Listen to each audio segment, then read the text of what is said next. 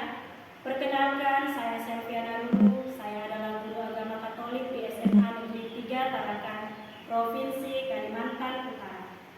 Saya adalah mahasiswa PPG Batch 3 Kementerian Agama Republik Indonesia pada LPTK Sekolah Tinggi Katolik Santo Yakobus Merauke dengan NIM 25869051739. Hari ini Kamis 9 Oktober 2025. Saya akan melaksanakan praktek mengajar pada kelas 11 dengan materi peran hierarki dalam gereja Katolik dengan metode PBL dan pendekatan deep learning.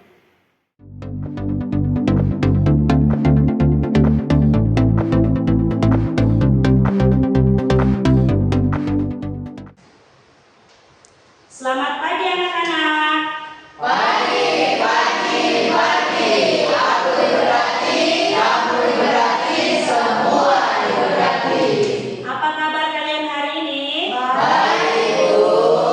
Semuanya sehat? Sehat. Puji Tuhan kalau sehat. Anak-anak, sebelum kita berkegiatan dalam pembelajaran kita hari ini, mari mempersiapkan suasana belajar yang nyaman dan penuh perhatian, supaya proses pembelajaran kita hari ini bisa berlangsung dengan baik dan tujuan pembelajaran kita bisa tercapai. Nah, sebelum kita berdoa, Ibu mau absen dulu, didengarkan namanya baik-baik ya. Adeline, Adrianus, Hadir, Ibu. Brigita, Hadir, Ibu. Oke. Fabiana. Mari kita mengawali pembelajaran kita dengan berdoa. Siapa yang bisa pimpin dalam doa pembuka? Saya, Bu. Oke, Adrianus, silakan. Teman, mari kita satukan hati, kita berdoa. Dalam nama Bapa dan Putra dan Roh Kudus. Amin. Allah Bapa sumber belas kasih, kami terima kasih atas penyertaan-Mu pada hari ini. Sekarang kami akan belajar, supaya Engkau membuka hati dan pikiran kami, agar setiap materi yang dapat kami terima, dapat kami gunakan di masa depan. Doa ini kami aturkan kepadamu dengan pengantaran Kristus Tuhan kami. Amin. Dalam nama Bapa dan Putra dan Roh Kudus. Amin. Oke anak-anak, apakah di dalam ruang kelas kalian ada struktur pengurus kelas? Di mana di ruangan ini? Di belakang. Oh ya, ada ya. Kemudian, pernahkah kalian melihat struktur organisasi di sekolah kita? Siapa penggerak garis komando yang paling tinggi dan yang paling bawah? Yang paling bawah? Siswa. Oke. Nah, anak-anak, pada pertemuan hari ini kita akan belajar sesuatu yang sangat penting untuk kehidupan kita. Secara khusus, kita sebagai umat Katolik, kita akan belajar tentang peran hierarki dalam gereja Katolik. Pernah lihat hierarki secara langsung? Ada yang sudah pernah, ada yang belum, ya. Oke. Jadi pada pembelajaran hari ini, kalian harus mampu memahami peran hierarki dalam gereja dan bersyukur atas keberadaan hierarki dalam kehidupan sehari-hari. Nah, mari kita masuk ke langkah yang pertama. Kita akan menggali pemahaman tentang peran hierarki dalam gereja Katolik. Pernahkah kalian melihat hierarki? Kalau dengar kata hierarki? Tidak. Tidak pernah. Ada yang pernah? Siapa? Fabiana.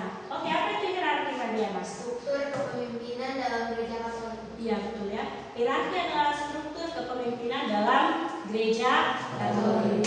Nah, anak-anak, mengapa dalam setiap organisasi, termasuk gereja Katolik, diperlukan yang namanya hierarki atau struktur kepemimpinan? Agar gereja berumat menjadi bersatu. Agar umat menjadi bersatu. Apalagi? Ada keteraturan, Bu, dalam gereja Katolik. Adanya keteraturan kepemimpinan. Apalagi? Ada pemimpin yang jelas. Ada kepemimpinan yang jelas. Oke, sekarang. Nah, sekarang perhatikan gambar di depan. Ini adalah gambar. Kira-kira. Nah, anak-anak ini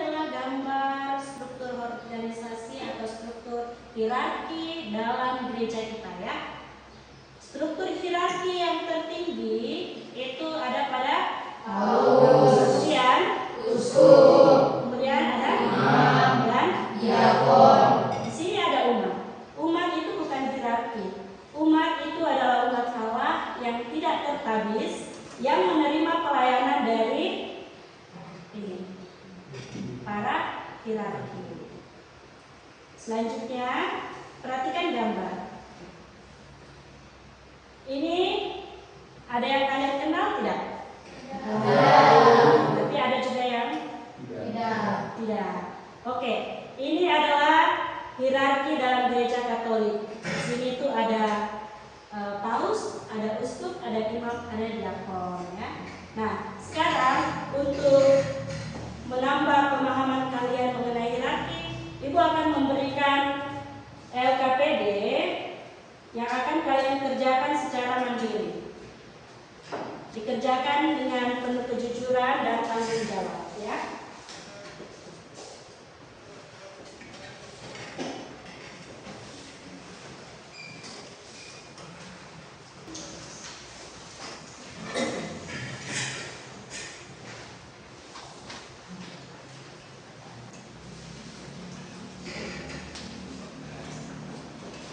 Di LKPD kalian itu ada petunjuknya. Petunjuknya dibaca baik-baik. Nanti ada menganalisis di lembar kedua. Silakan pakai HP, di barcode ya. HP-nya digunakan untuk membarcode materi yang akan kalian isi pada LKPD.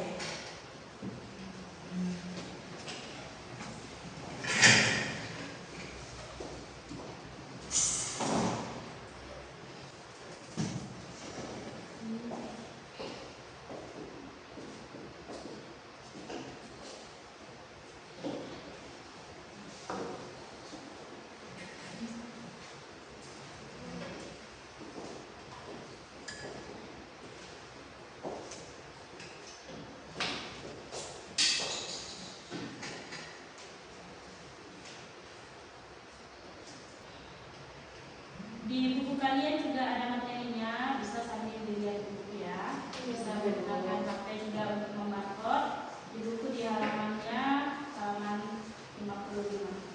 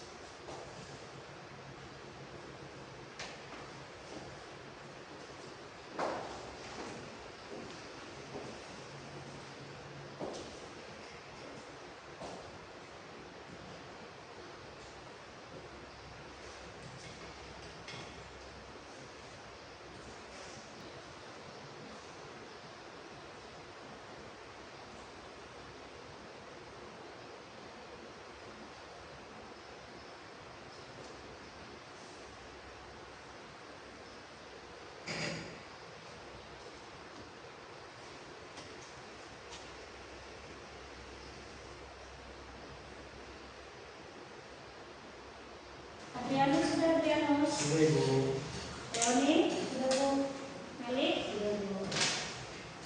Adeline sudah. Dado. Sudah Bu. Yang belum siapa? Sudah semua? Sudah, Bu. Oke, kalau sudah, sekarang kita masuk dalam pemaparan hasil LKPD kalian ya. Siapa yang mau memaparkan hasil LKPD-nya? Saya Bu. Oke, kalau gitu Leoni, Adrianus, Lado, sama Fabian.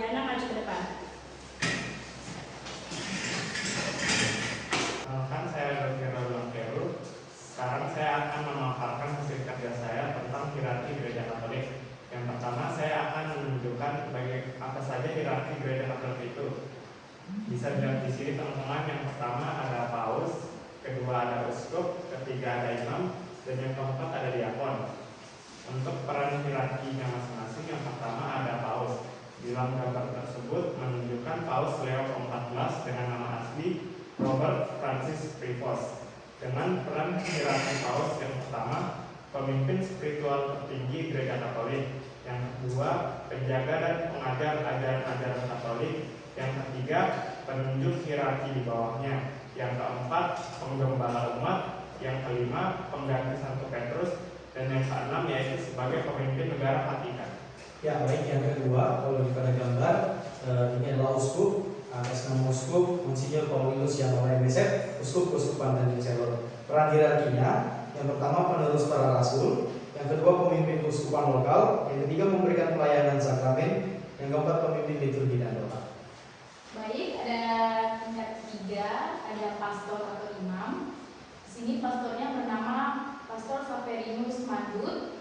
Itu dengan peran hierarkinya, yang pertama pelayan uskup atau pembantu uskup dalam tugas-tugas pelayanan, kedua pelayan sakramen, ketiga pendamping umat seperti mendampingi dan membimbing umat dalam kehidupan sehari-hari. Baik, untuk struktur hierarki yang keempat, di sini ada diakon, di mana diakon yang di sini bernama diakon Eri. Untuk peran hierarkinya yaitu pelayan khusus yang membantu uskup dan imam dalam pelayanan, baik dalam liturgi maupun karya amal kasih, seperti membantu membagikan komuni, membaptis, dan melayani orang miskin. Oke, luar biasa jawaban dari teman-teman kalian. Kita berikan tepuk tangan dulu. Atas jawabannya yang luar biasa. Silakan kembali ke tempat duduknya. Anak-anak, jawaban teman-teman kalian sudah bagus sekali ya. Ibu akan memberikan penjelasan singkat mengenai hierarki dalam gereja kita. Di mana posisi tertinggi itu adalah paus, ya. Nah, paus itu adalah kepala gereja. Paus sebagai pengganti Santo Petrus. Paus memimpin spiritual dan otoritas tertinggi dalam gereja Katolik di seluruh dunia. Kemudian, paus juga adalah penjaga iman, di mana paus kita bertanggung jawab untuk membimbing, memelihara, dan mewartakan ajaran iman Katolik secara konsisten. Kemudian sebagai penasehat, di mana paus kita itu menunjuk kardinal, uskup, dan imam untuk membantu dalam pelayanannya. Kemudian struktur hierarki kita yang kedua ada uskup. Ya, uskup itu adalah pengganti para rasul.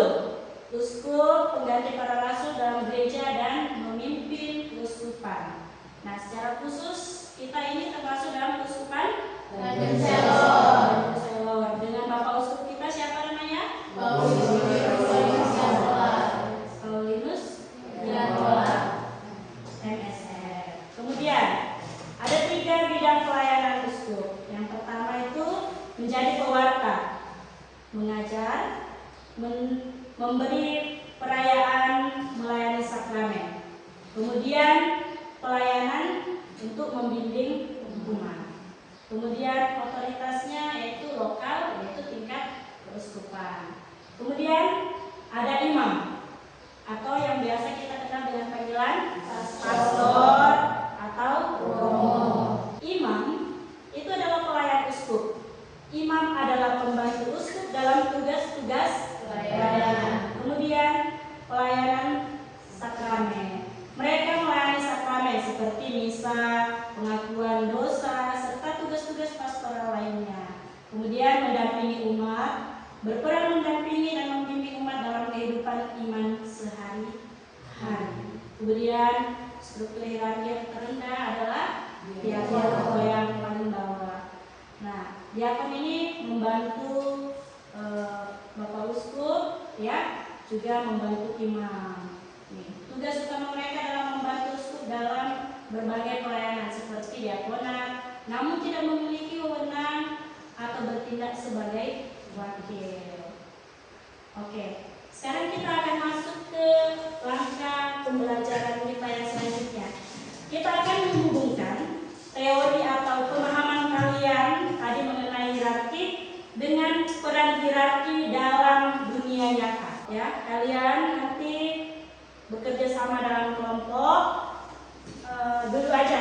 ini sudah kelompoknya ya. Karena kalian sudah duduk bersama, jadi kelompoknya seperti ini aja.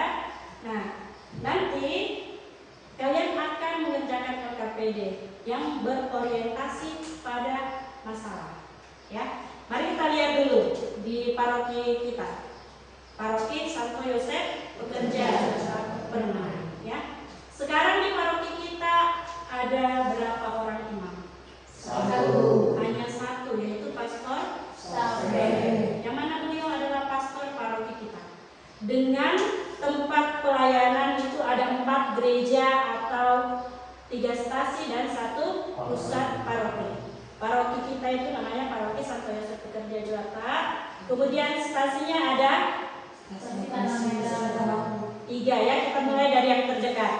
Yang terdekat stasi Ambrosius, Santo Ambrosius Yatalalu. Kedua ada stasi Santo Eugenius Tanah Merah. Ketiga ada stasi Santa Maria Ratu Rosari Pulau Bunyu. Bahkan ada 2 stasi atau gereja yang berbeda pulau dari pulau kita atau pusat paroki dengan 1 orang. Apakah itu mampu melayani umat yang banyak? Tidak.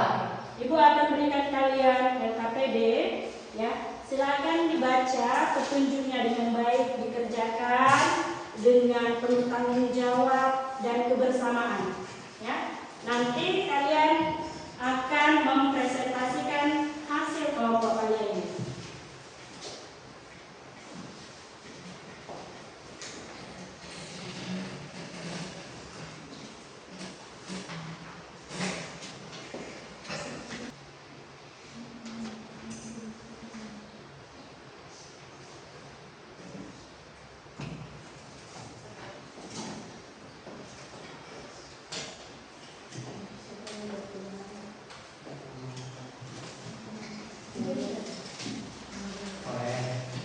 Nama kelompoknya jangan lupa dituliskan.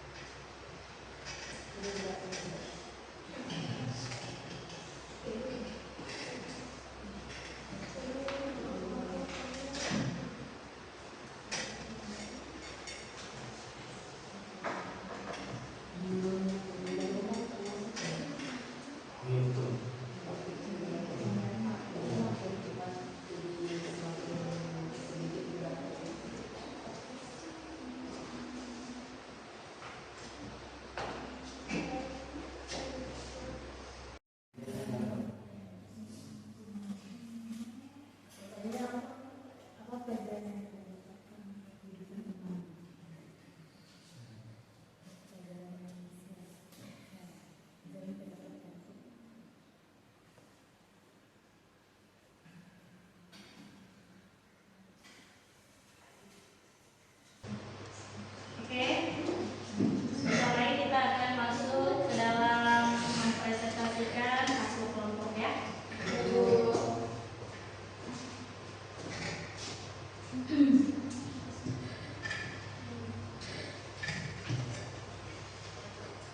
Sudah selesai semuanya? Sudah siap untuk presentasi? Siap, Bu. Kalau begitu kita mulai dari kelompok 1. Silakan kelompok 1 maju di depan. Terima kasih sebelumnya atas waktu yang telah diberikan. Di sini kami dari kelompok 1 yang beranggotakan saya Fabiana, saya Daniel. Saya Lutfi. Di sini kami akan mempresentasikan hasil diskusi kami. Baik, untuk nomor 1, apa dampak kekurangan imam di paroki Santo Yosef terhadap kehidupan iman umat? Jawaban kami yaitu dampaknya umat stasi pusat paroki menjadi jarang mendapatkan pelayanan misa, pengakuan dosa, serta sakramen lainnya secara rutin, sehingga berkurangnya sakramen yang diterima yang merupakan sumber kekuatan iman. Yang kedua, bagaimana peran kalian untuk membantu mengatasi keterbatasan iman? Jawaban kami yaitu peran yang mungkin dapat kami lakukan yaitu mendoakan panggilan iman agar semakin banyak umat awam yang tergerak menjadi iman. Yang ketiga, apa solusi jangka panjang yang bisa dilakukan gereja untuk mengatasi krisis iman? Jawaban kami yaitu gereja dapat mendorong tumbuhnya panggilan menjadi imam sejak dini, memberi dukungan kepada seminari dan memperkuat peran umat awam dalam pelayanan pastoral. Selain itu, gereja juga bisa membentuk tim pastoral di setiap stasi agar pelayanan tetap berjalan dengan baik. Lalu pertanyaan terakhir, apa pelajaran yang dapat kamu dapatkan untuk kehidupan imanmu? Jawabannya, pelajaran yang dapat kami ambil adalah mengajarkan kami untuk lebih mandiri dalam hal kehidupan doa dan spiritual, lebih menghargai kesempatan mengikuti misa dan menerima sakramen, serta menyadarkan kami sebagai umat awam untuk bertanggung jawab aktif dalam membangun komunitas imam tanpa terlalu tergantung pada imam. Sekian presentasi dari kami terkait dengan diskusi tentang hierarki. Kurang lebihnya mohon dimaafkan. Terima kasih. Terima kasih atas waktu yang telah diberikan kepada kami. Perkenalkan kami dari kelompok kedua. Saya Melania Jayawati. Saya Veronica Leoni. Saya Trianus. Di sini kami akan mempresentasikan hasil diskusi kelompok kami. Pertanyaan yang pertama, apa dampak kekurangan imam di paroki Santo Yosef terhadap kehidupan iman umat? Jawabannya, dampak yang dialami terhadap kehidupan iman umat yaitu pelayanan iman terhadap umat menjadi terbatas, beban kerja imam semakin meningkat, menurunnya pembinaan terhadap iman umat, serta ketergantungan pada pelayanan awam semakin meningkat. Ketiga, apa solusi jangka panjang yang bisa dilakukan gereja untuk mengatasi krisis imam? Yang pertama, melakukan pembinaan pada anak-anak remaja di sekolah maupun di gereja. Yang kedua, pembinaan para calon seminari, para calon imam di seminari. Yang ketiga, yaitu adalah kuatnya dorongan para orang tua untuk mendorong anak-anak menjadi seorang imam. Setelah itu ada pertanyaan yang keempat. Baik, pertanyaan keempat, apa pelajaran yang kamu dapatkan untuk kehidupan imanmu? Yaitu pelajaran yang kami dapatkan dengan bersyukur dalam segala hal, hidup dalam iman, serta ketekunan dalam doa. Oke, baik. Sekian presentasi dari kami. Selamat pagi.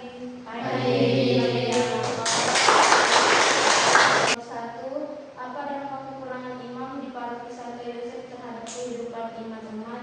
Jawabannya, jarangnya umat berkomunikasi bersama imam dan jarangnya umat untuk mengikuti misa serta menerima sakramen secara terbatas. Di pertanyaan keempat, apa pelajaran yang kamu dapatkan untuk kehidupan imanmu? Di sini kami belajar bahwa dalam kehidupan iman, kita tidak hanya bergantung pada imam. Iman juga adalah tanggung jawab pribadi dan kebersamaan umat, seperti rutin melakukan doa rosario di lingkungan basis, membaca kitab suci, serta mendoakan para imam agar semakin setia dalam pelayanannya. Sekian hasil presentasi kami. Mohon maaf bila ada salah. Selamat pagi. Terima kasih. Kita berikan tepuk tangan untuk semua kelompok. Oke, anak-anak, tadi kalian sudah belajar memahami siapa itu hierarki, apa perannya dalam kehidupan gereja, khususnya bagi perkembangan iman kita. Nah, sekarang kalian punya peran penting untuk membantu para hierarki, ya. Jadi karena kita sudah paham, ya, siapa itu hierarki dan apa perannya, maka kita juga harus berperan untuk membantu para hierarki dalam kegiatan kehidupan gereja. Oke. Nah, sekarang Ibu mengajak kalian untuk menulis refleksi pada lembar kerja. Nanti Ibu akan bagikan lembar kerja untuk menuliskan refleksi. Kalian tuliskan refleksi bisa dalam bentuk doa syukur, bisa dalam bentuk puisi. Anak-anak, doa syukur ini menandakan tanda cinta kita kepada Tuhan dan kepada sesama. Secara khusus untuk para hirahi, ya. Jadi buatlah dengan sepenuh hati ini, ya. Doanya boleh doa syukur atau kalian boleh pilih untuk membuat puisi.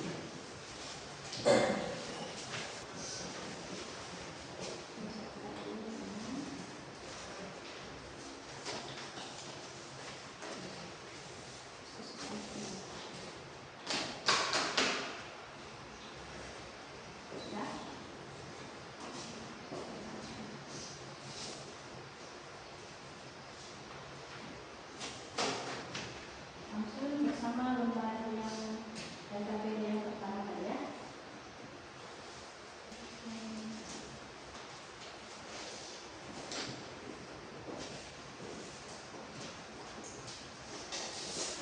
Sudah, yang ini sudah Bu. Langsung sampai tadi.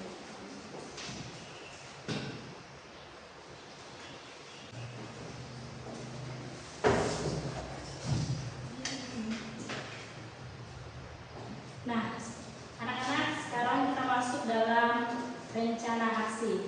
Jadi, dalam 1 minggu ini, kalian membuat aksi di rumah, yaitu mendoakan para hierarki. Ya, doa boleh secara pribadi, boleh bersama keluarga, boleh bersama umat basis ataupun lingkungan, juga boleh bersama umat dalam perayaan misa di gereja.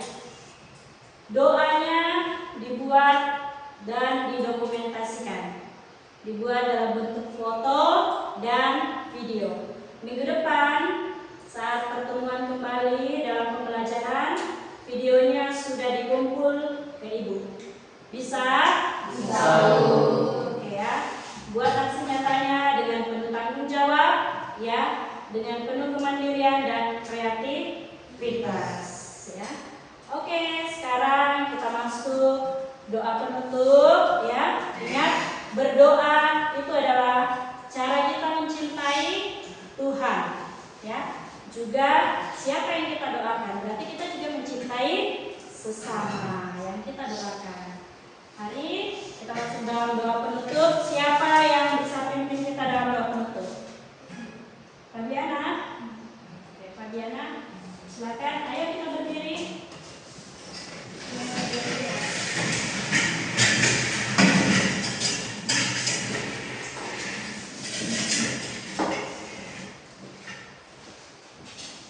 Marilah kita bersatu dalam doa dalam nama Bapa dan Putra dan Roh Kudus. Amin. Allah Bapa di surga, kami bersyukur atas cinta-Mu melalui pertemuan ini.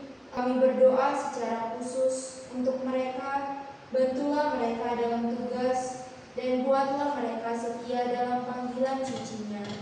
Karena mereka adalah pelayan altar yang hidup, pemimpin yang nyata, dan tangan kanan-Mu yang mempersatukan dan mempertemukan kami dengan Dikau.